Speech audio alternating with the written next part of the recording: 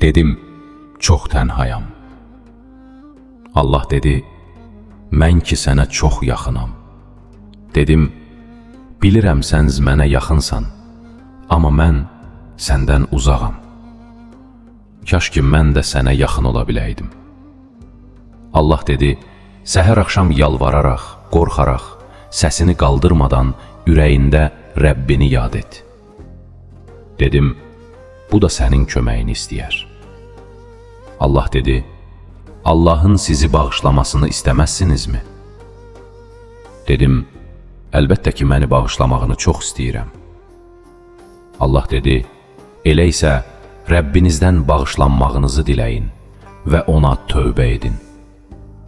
Həqiqətən Rəbbim bəndələrinə rəhm edəndir, onları çox sevəndir. Dedim, çox günahkaram. Bu qədər günahla mən nə edim? Allah dedi, məyər onlar bilmirlər ki, Allah qullarından tövbə qəbul edər, sədəqə, zəkat alar. Və Allah tövbələri qəbul edəndir, rəhmlidir. Dedim, dəfələrlə tövbə edib tövbəmi pozdum, artıq üzüm qalmadı. Allah dedi, günahları bağışlayan, tövbələri qəbul edən, cəzası şiddətli, kərəmi böyük olan Allahdır. Ondan başqa heç bir tanrı yoxdur. Dedim, bu qədər günahım var, hansının tövbəsini edim?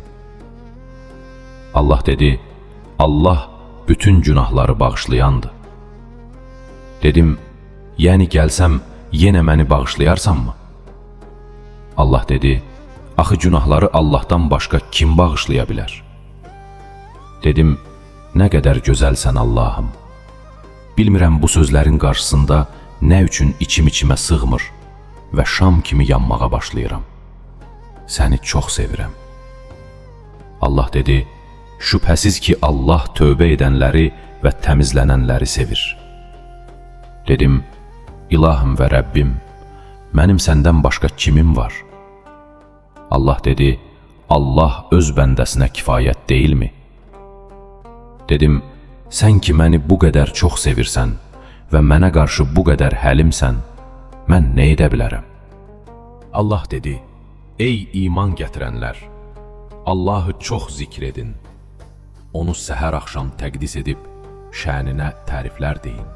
Sizi zülmətdən nura çıxartmaq üçün mələkləri ilə birlikdə sizə mərhəmət bəxş edən odur. Allah möminlərə rəhm edəndir.